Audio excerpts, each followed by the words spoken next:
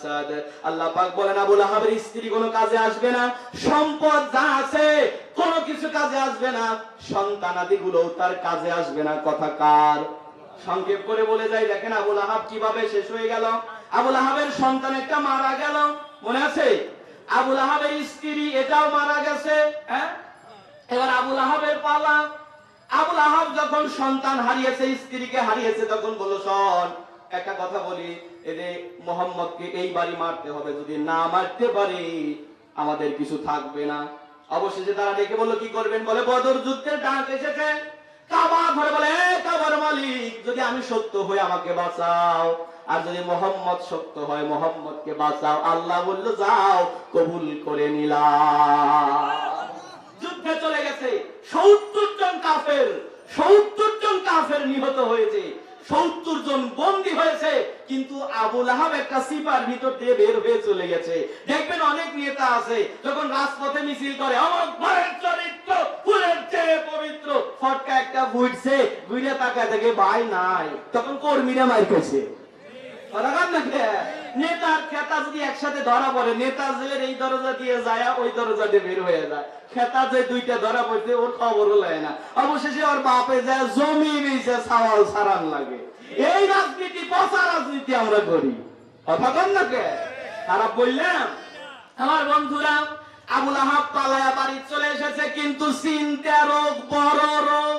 কথা কয় না? আবু লাহাবের চিন্তা এসে গেছে, কি করলাম আর কি হলো। হঠাৎ করে গলার ভিতরে একটু ঘা দেখা দিল, ফুসকুড়ি দেখা দিল, হাত দিয়েছে, চুলকিয়েছে, ঘা হয়ে গেল অল্প জায়গা। জ্বর হয়ে আবু লাহাব বিছনাগত হয়ে গেছে। সহকর্মীরা যারা জ্বরের রোগী দেখার জন্য আসে, আমরা সাধারণত জ্বরের রোগী দেখতে গেলে গায়ে হাত দিয়ে দেখি। তাফসীর এসেছে যারাই এসেছে গায়ে হাত দিয়ে দেখেছে, যারাই গায়ে আর কপালে অথবা গায়ে হাত দিয়েছে ওদের শরীরেও 3 দিন পর্যন্ত জ্বর আর জয়েন্টে জয়েন্টে ব্যথা। তাহলে কেউ কি আর গায়ে হাত দিবে? আবু লাহাব পড়ে আছে, কেউ গায়ে হাত দেয় না, দূরটা দেখে। এই গলা থেকে পচন শুরু হলো, সমস্ত দেহ পচে গেল, হাত দুইটা প্যারালাইসিসে আক্রান্ত হয়ে গেল। তখনও পর্যন্ত জবানও ঠিক আছে, জ্ঞানও আছে, তাকায়াও থাকে, কথাও বলে। অবশেষে লোকজন দেখে বলল শোনো, এই পচাটা যদি এখানে থাকে দুর্গন্ধ বের হচ্ছে, আমরা সংক্রমিত হয়ে যাব, ওকে ফেলে দেওয়া দরকার। আবু লাহাব তখনও মরে নাই, উটের পিঠের সাথে লেজের সাথে রশি বেঁধে একটা বস্তা বিছায়া দিছে, এর উপরে বলছে এর উপরে ওঠ। আবু লাহাব যখন উঠেছে উট তাড়ায় দিছে, উট নিয়ে মরুভূমির মধ্যে আবু লাহাবকে ফেলে দিয়ে চলে গেছে। কিন্তু লোকজন মরুভূমিতেই আবু লাহাবকে দেখতে যায়, কারণ লোকজন দেখতে যায় দেখি আসলে কি হয়েছে। তাফসীরে এসেছে ওই জায়গা আবু লাহাব পচতে পচতে একেবারে যেখানে পেশাব করে সেখানেই পায়খানা করে, সেখানেই পড়ে আছে। লোকজন দেখতে যায়, দূর থেকে রুটি নিক্ষেপ করে, ওই রুটি পায়খানা পেশাবের ভিতরে পড়ে। আবু লাহাব হাত তো প্যারালাইজড হয়ে গেছে, আবু লাহাব মুখ দিয়া উঠায় ওই পায়খানা পেশাব মিশ্রিত রুটি খায়। তখনও পর্যন্ত তার জ্ঞানও হারায় নাই, তার জ্ঞানও হারায় নাই, চোখের দৃষ্টি শক্তিও হারায় নাই। এক পর্যায়ে যখন মারা গেল, লোকজনেরা বলল এটাকে কবর, এটাকে পুঁতে রাখা দরকার। কিন্তু কে পুঁতবে? পোতার লোক নাই, কবরস্থ অথবা মাটির নিচে দিবে লোক নাই। অবশেষে আফ্রিকান থেকে কিছু কালো মানুষ গিয়েছিল, ওরা বলল ভাই বিদেশে এসেছে যেহেতু আমরা তোমাকে কিছু অনেক টাকা দেব, এই পচা দুর্গন্ধ জিনিসটা একটু মাটি খুঁড়ে সেখানে রেখে দিবা। ওরা বলল আমরা কোদাল দিয়ে নিতে পারবো না, আমরা এই যে লাঠি দ্বারা, বাঁশ থেকে না হয় বাঁশ দিত, বলে যে গাছের ডাল ভেঙে এক জায়গায় গর্ত করে গুতায় আবু লাহাবের পচা দেহটা নিয়ে গর্তের ভিতরে দিয়ে মাটি চাপা দিয়ে দিল। আল্লাহ পাক শিক্ষা দিল পৃথিবীতে শোনো, আল্লাহর রাসূলের বিরোধিতা করবে যারা, আবু লাহাবের মতো পরিণতি বক্ষণ করবে তারা। এজন্য আবু লাহাবের চরিত্র কি আমাদের ধারণ করা যাবে? আবু লাহাবের বাকি 2টা সন্তান ছিল, সংক্ষেপে বললাম। এই 2টা সন্তান উতবা আর মাতাব নবী পাকের কাছে এসে বলে ইয়া রাসূলুল্লাহ, ইয়া হাবিবাল্লাহ, আমার আব্বার কঠিন পরিণতি দেখে আমরা শিক্ষা অর্জন করেছি। ওগো নবীজি হাতটা বের করে দেন, আপনার হাতে হাত রেখে কালেমা পড়ে মুসলমান হয়ে গেলাম। সায়াসলা নারা যাতা লাহাবি ওয়া মারাআতু হাম্মালাতাল হাতাব ফি জিদিহা হাবলুম মিন মাসাদ। লম্বা তাফসীর ছিল, সংক্ষেপ করে আমি বললাম কয়েকটা জায়গায় বিরোধিতা করলে আল্লাহ সরাসরি গজব দিয়ে দেয়। এর মধ্যে একটা হলো আল্লাহর সাথে বিরোধিতা অথবা নবীর সাথে বিরোধিতা করা, আর একটা হলো আল্লাহর ঘরের সাথে বিরোধিতা করা। কেউ যদি মসজিদ নিয়ে বিরোধিতা করে, দলাদলি করে আর দ্বন্দ্ব করে, আল্লাহ বলে আমি তাকে ছেড়ে দেব না। কথা কি বলতে? মসজিদ নিয়ে দ্বন্দ্ব হয়েছে, আপনি আরো একটা মসজিদ করেছেন, সেটা করতে পারেন, কিন্তু মসজিদ নিয়ে দ্বন্দ্ব হয়েছে বলে আপনি ওই মসজিদ দেখতে পারবেন না, ওই মসজিদের সাথে আপনার সম্পর্ক ভালো না, ওই মসজিদের ইমামকে দেখলে আপনার গা চুলকাবে, মসজিদের উন্নতি দেখলে আপনার গা চুলকাবে, এরকমটা করা যাবে না। আল্লাহ পাক বলেন, আল্লাহ রাসূল বলেছেন কিয়ামতের ময়দানে 7 শ্রেণীর মানুষ আল্লাহর আরশের নিচে জায়গা পাবে। এর মধ্যে রাজুলুন, ওই ব্যক্তিরা যাদের কলবটা ঝুলন্ত থাকবে মসজিদ সমূহের সাথে। এখানে আলেম ওলামা অনেক ছিল, নামাজ পড়ানোর জন্য চলে গেছে, হুজুর আছে। দেখেন এখানে রাজুলুন মসজিদ, কলব ব্যবহার করা হয়েছে, কলবুহু তার কলব, একটা কলব, মাসাজিদুহুম সব মসজিদের সাথে। কলব হলো 1 বছর, মসজিদ হলো বহু বছর। আল্লাহ বলেছে একটা অন্তর সব মসজিদের সাথে ঝুলায়া যারা রাখবে, তারা কিয়ামতের ময়দানে আল্লাহর আরশের নিচে জায়গা পেয়ে যাবে। আপনাদের এই অন্তরটা কি মসজিদের সাথে ঝুলন্ত আছে? তাহলে উঠে যাচ্ছেন যে 2 জন, উঠবেন না, অনলি 5 মিনিট। তাকান, মসজিদের সাথে অন্তরটা ঝুলিয়ে রাখা দরকার আছে না নাই? মসজিদের সাথে অন্তর ঝুলিয়ে রাখবেন। যেখানেই যাচ্ছেন, ওই পাড়াতে কাজে গিয়েছেন, ওই পাড়ার মসজিদের সাথে যেন আপনার অন্তরটা ঝুলানো থাকে। কখন আজান হবে নিকটস্থ মসজিদে নামাজ আদায় করবেন। কোন মসজিদ নিয়ে আমাদের যেন দলাদলি না হয়। এবার আপনাদের এই মসজিদটার উন্নতি হোক, এটা কি আপনারা চান না? কথা বলেন না কেন? চান তো উঠে যান যে 2 জন, উঠবেন না, নামাজ হয়ে যাবে আমাদের। যথাসময়ে নামাজ পড়ে নেব আমরা। সংক্ষেপে, আমার মা বোনেরা এসেছে, কথা লম্বা করবো না, সংক্ষেপে কয়েকটা কথা বলি, এই কয়েকটা মিনিট। তাকান, বাদশাহ হারুন আর রশিদের ঘটনা হুজুর বলেছে, তারপরে এ হুজুরও বলেছে। আমি যদি শেষে আবার ওনার একটা ঘটনা না বলে যাই, তাহলে এটা অসমাপ্ত থেকে যায়। আচ্ছা, হারুন আর রশিদের স্ত্রীর নাম ছিল জোবায়দা। কি নাম? জোবায়দা। এই জোবায়দাকে সাথে নিয়ে নদীর কিনার দিয়ে হেঁটে যাচ্ছে। লক্ষ্য করে দেখে তার জামানায় একটা পাগল ছিল, নাম ছিল বাহলুল। কিলুল? বাহলুল বালির ভিতরে হাত দিয়ে দিয়ে কি যেন আঁকে। বাদশাহ হারুন আর রশিদ বললেন, বাহলুল কি করো? বলে ঘর বানাই। মানে এটা কি করবা? বলে আমি বিক্রি করি। বাদশাহ অবাক হয়ে বললে, এই ঘর আবার কেনে কে? বলে আমার মতো পাগল যে। সুবহানাল্লাহ বলে। বাদশাহ হারুন আর রশিদ বললেন, কেন এই ঘর বিক্রি করে টাকা তুমি কি করো? এই লোকটা ডেকে বলে, বাদশাহ নামদার, এই ঘরগুলো আমি বালির উপরে আঁকি, যার পছন্দ হয় সে কিনে নেয়। বলে দাম কত? দাম 1 টাকা। টাকাগুলো কি করো? বাহলুল ডেকে বলে, বাদশাহ আমি এই টাকাগুলো জড়ো করতেছি, টাকাগুলো আমি একত্র করতেছি, এই টাকা দিয়ে আমি আল্লাহর ঘর মসজিদ বানাবো। হারুন আর রশিদ হাসতে হাসতে চলে যাচ্ছে, সাথে ছিল স্ত্রী জোবায়দা। মা বোনদের মন নরম হয়। স্ত্রী বলল, বাদশাহ আমি একটা ঘর কিনবো। বাদশাহ বললেন, তুমিও কি পাগল হলে নাকি? বলে না, 1 টাকা দিয়ে কিনবো। 1 টাকা বাহলুলকে দিয়ে বলে, বাহলুল একটা ঘর আমাকে দাও। বাহলুল হাত দিয়ে বালির উপরে আঁকানো ঘরটা মুছে দিয়ে বলে, জান দিয়ে দিয়েছি। এই মহিলাটাও যাচ্ছে। বাদশাহ কিছু পথ যাওয়ার পরে বলে, তুমি পাগল হলে নাকি? 1 টাকা দিয়ে অযথা কেন বালির উপরে আঁকানো ঘর আবার মুছে দিয়েছে, এটা করলে কেন? বলে না, মন মানে নাই তাই করেছি। বাদশাহ নামদার ঘুমিয়েছে, স্বপ্ন যোগে দেখে সে মারা গেছে, স্বপ্ন যোগে দেখে জান্নাতের বন্টন হয়ে গেছে, সবাই স্ব জান্নাতে যাচ্ছে, উনি দৌড়াইতেছে, ওনার নামে কোনো জান্নাত নাই। জান্নাতের একেবারে শেষ প্রান্তে দেখে ছোট্ট একটা জান্নাত, ওর সাথে লেখা রয়েছে জোবায়দা। বাদশাহ দেখলো জোবায়দা তো আমার স্ত্রী, ঢুকতে নিয়েছে। ফেরেশতারা বাধা দিলে, মিয়া কই যান? বলে ভিতরে যাবো। কেন? আমার বোর জান্নাত। আর মিয়া বোর জান্নাতে স্বামী নাকি? হ্যাঁ, আপনার আমল কই? এজন্য পীর সাহেবের জান্নাতে মুরিদ যাবে না, মুরিদের জান্নাতে পীর যাবে না।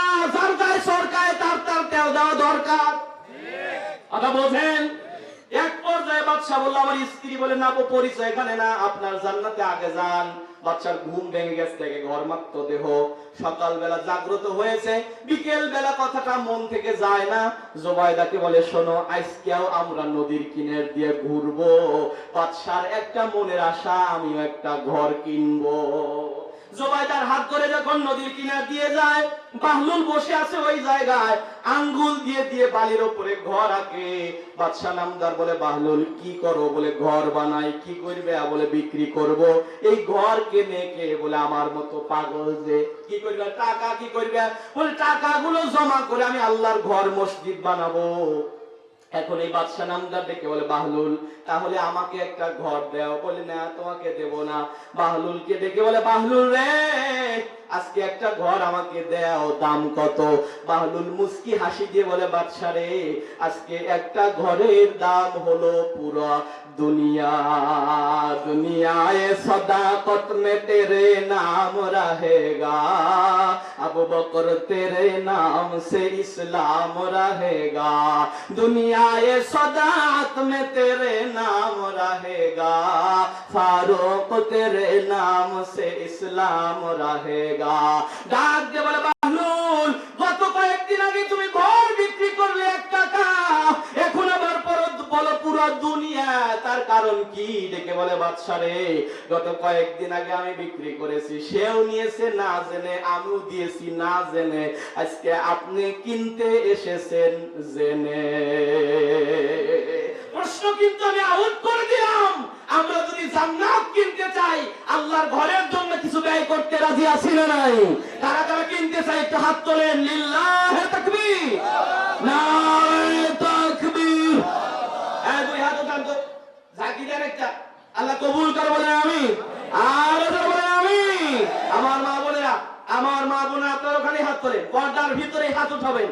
আল্লাহ ছবিও তুলে উঠায় নেই, আল্লাহ ফটো উঠায় নেই, আল্লাহ আমাদেরকে কবুল করে বলেন আমিন। আল্লাহ আমাদের হাতগুলো কবুল করে বলেন আমিন। জান্নাতে একটা ঘর দান করিও বলেন আমিন। আপনারা চান জান্নাতে ঘর? বাম হাতটা নামান, ডান হাতে একটা ঝাঁকি দেন তো, বলেন আল্লাহ কবুল করো, বলেন আমিন। আসলে আপনারা চান? তাহলে এবার হাতটা ঢুকান সেখানে, আমি ঢুকাই যেখানে। এটার নাম হলো পকেট। দেন পকেটে হাত দেন। এই তাকায় আছেন কেন? পকেটে হাত দেন, যে যা পারেন মসজিদের জন্য দেন। বলেন, এত অল্প সময় আমি কথা বলতে অভ্যস্ত না, অল্প সময় বলেছি, আমি মোনাজাত করব, তার আগে উঠবেন না। আমি কিন্তু মুসাফির মানুষ। লিল্লাহে তাকবীর, নারে তাকবীর। আল্লাহ তাআলা আমাদের মাদ্রাসার প্রিন্সিপাল সাহেব হুজুর 500 টাকা বলেন মারহাবা। আরে আমার আরো এক ভাইজান দান করেছে অনেকগুলো টাকা। আল্লাহ পকেট কখনো রাখিও না ফাঁকা, ঘুরে দিও ভাগ্যের চাকা, কবরে যেদিন থাকবে একা, নবী পাকের সাথে করা দিও দেখা। বাজান আমি মুসাফির মানুষ, কেউ যদি চান হাতে দিবেন, আমি দিল থেকে আপনার জন্য দোয়া করব। আমার আরো এক ভাই দান করেছে 100। আল্লাহ ঘরের মধ্যে বসায় দাও বরকতের বাক্স। আপনি না দিলে উঠবেন না ভাই। আচ্ছা ঠিক আছে, উঠবেন না, উঠবেন না, মোনাজাত করবো। আমি মুসাফির মানুষ, দোয়া করবো আপনার জন্য। আমার আরো এক কাকা দান করেছে 200 টাকা। আল্লাহ ঘুরে দাও ভাগ্যের চাকা, আপনজন যদি কবরে গিয়ে থাকে, কেন নবী পাকের সাথে করে দিয়ে দেখা। আরে আমার আরো এক ভাইজানের আচ্ছা শুকরিয়া রব্বুল আলামিন, যোগ্য পিতার যোগ্য সন্তান। আল্লাহ সন্তানের হাত দিয়ে আরো কিছু টাকা দান করে গেল। আপনজনদের কবরে জ্বালাও নূরের আলো। আল্লাহ ভাইজানকে কবুল করে নাও, জানে মানে বরকত দান করে দাও। মেয়েটাকে মানুষের মতো মানুষ বানায়া দিনের জন্য কবুল আর মঞ্জুর করে নাও। তরিকুল ইসলাম 500 টাকা। আল্লাহ পকেট কখনো রাখিও না ফাঁকা, ঘুরে দিও ভাগ্যের চাকা। আমার মা বোনেরা কেউ উঠবেন না, মা বোনেরা যে যা পারেন দান করেন। আমি আপনাদের জন্য দিল থেকে দোয়া করব। আমি মুসাফির মানুষ বাজান, মুসাফির মানুষের দোয়া আল্লাহ কবুল করে নেয়। আমরা দিল থেকে আল্লাহর কাছে দোয়া করে যাব। অনেকের বাবা মা মাটির ঘরে ঘুমায়, প্রধান অতিথি 1000 টাকা, আল্লাহ কবুল করে নেও, জানো মানে বরকত দিয়ে দাও। আমার আরো এক ভাই আমারে দান করেছে, দেখেন কতগুলো টাকা। আল্লাহ জীবনে রাখিও না কোনো টাকা, ঘুরে দিও ভাগ্যের চাকা। আল্লাহ গোপনে দান করে গেল। আল্লাহ গোপন রোগ থাকলে সুস্থ করে দাও, অসুস্থ থাকলে সুস্থ করে দাও, গোপনের চাওয়াগুলোকে পুরো করে দাও। আল্লাহ গোপনের পাপরা সীমা মাফ করে দাও। আল্লাহ আমি মুসাফির মানুষ, দোয়া করি যারা বাকিতে নাম লেখাইতেছে শয়তান যেন কোনোদিন লাগে না তাদের পিছে। আল্লাহ কবুল করে নাও, জানে মানে বরকত দান করে দাও, মনের আশা পুরো করে দাও। আব্দুল হান্নান নাম করে গেল, বাপের বেটার কাম দান করেছে 1000 টাকা। আল্লাহ পকেট কখনো রাখিও না ফাঁকা, ঘুরে দিও ভাগ্যের চাকা। আপনজন যদি কবরে গিয়ে থাকে একা নবী পাকের সাথে করায়া দিও দেখা। আল্লাহ তুমি কবুল করে নাও, জানে মানে বরকত দান করে দাও, মনের আশা পুরো করে দাও। আমার মা বোনেরা বসে থাকেন, আমরা দোয়া করব। বাপজি বসে থাকেন বাজান, হতে পারে আজকের মোনাজাত জীবনের শেষ মোনাজাত। আরে নুরুল আমিন ড্রাইভার ভাই আমার বড় ভালোবাসার মানুষ, এত বেশি যোগাযোগ রাখে এই পাশ থেকে। এখানে আসার পরে ভাইজান কয়েকবার এসেছে, বিভিন্ন জায়গায় নিয়ে গেছে। আমার ভাইজান আহারে 500 টাকা, বলেন মারহাবা। আল্লাহ তুমি কবুল করে নাও, ভাইজানের জানে মানে বরকত দান করে দাও, মনের আশা পুরো করে দাও। আপনজন যারা 1000, আল্লাহ তুমি ভাইয়ের প্রতি হয় না কখনো বেজার। আল্লাহ কবুল করে নাও, আমার ভাইয়ের জানে মানে বরকত দান করে দাও। আপনজন যারা আছে সকলকে হায়াত বাড়িয়ে দাও। এনামুল ভাই ঢাকা 5000, তাকবীর একটা দিবেন। এ ভাই এ ওঠেন কে, এই মুরব্বি মুরব্বি বসেন, মোনাজাত হবে, উঠবেন না আপনাদের মসজিদের জন্য। এনামুল ভাই এই আপনারা একটা তাকবীর দিবেন 5000, মানে শেষ মুহূর্তে মসজিদের খরচ হয়েছে কিন্তু হ্যাঁ কিছুটা হলেও তো তুলতে হবে। একটু বসে থাকেন, লিল্লাহি তাকবীর। এই সাইডে তাকবীর দেয় নাই, দেখেন তো দেয় নাই কারা কারা। হুজুর আপনি সাক্ষী, 500 টাকা করে জরিমানা ধরবো। নারে তাকবীর, এবার জরিমানা দেওয়ার ভয়ে তাকবীর দিছে। এনামুল ভাই 5000, বলেন মারহাবা। আল্লাহ কবুল করে নাও, যারা বলে বরকত দান করে দাও, মনের আশা পুরো করে দাও। আপনজন যারা কবরে গেছে মাফ করে দাও, যারা বেঁচে আছে হায়াত বাড়িয়ে দাও। অত মসজিদের সভাপতি সাহেব 1000 টাকা আল্লাহ কবুল করে নাও। রোদা মন্ডলে 1000 টাকা আল্লাহ কবুল করো। শাহিদুল 500 টাকা, আল্লাহ তুমি তার পকেট কখনো রাখিও না ফাঁকা। সুজুয়েল সিমেন্টের 1 বস্তা, আল্লাহ জান্নাতে যাওয়ার রাস্তা করে দাও।